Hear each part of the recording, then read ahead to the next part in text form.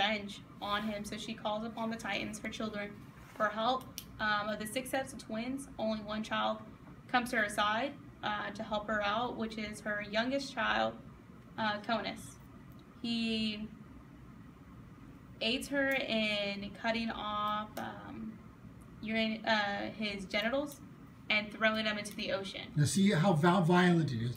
This surprises us in a divine story. I mean, you wouldn't think that this would happen. In some myths and stuff, they say from his genitals being thrown into earth and into the ocean, it ends up creating the goddess Aphrodite from his blood. So you could just think of the cause and effect from that.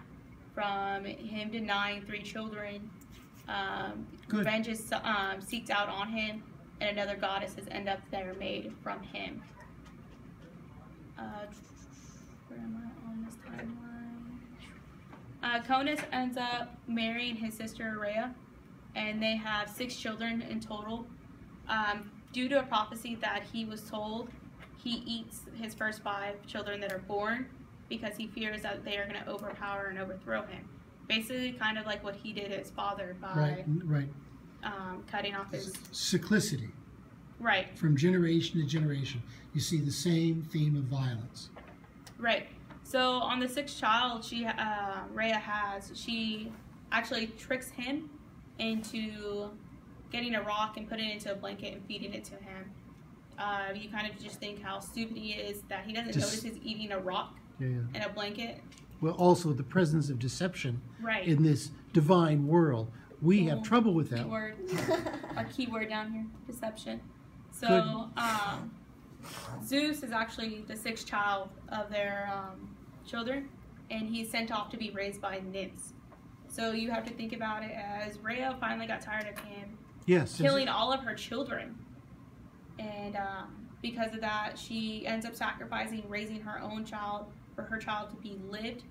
And then because she knows of the prophecy, you have to think that she believes that Zeus is the one that's going to come back and save them all from her father, or from her husband, his father. There's a lot of doom here. It's very pessimistic. It's not a jolly vision of life. I know. Not your normal bedtime story.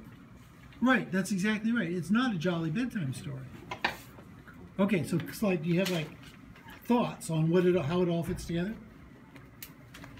Maybe someone else, or we talked about themes that we saw throughout the story, and we came up with struggle for power because with each generation, they all take over their father and then become the powerful one, and then they so take power it down. Is very important. That's exactly right. And then the second one is vengeance and revenge, because I feel like all the wives didn't like the way they were treated by their husbands, and so they got their children to take over their the power and everything. And then we said deception was our last one, because everyone's trying to trick everyone into thinking that children are not robbed. For now, the thing we want to see is the contrast with our received notion from Judeo-Christianity.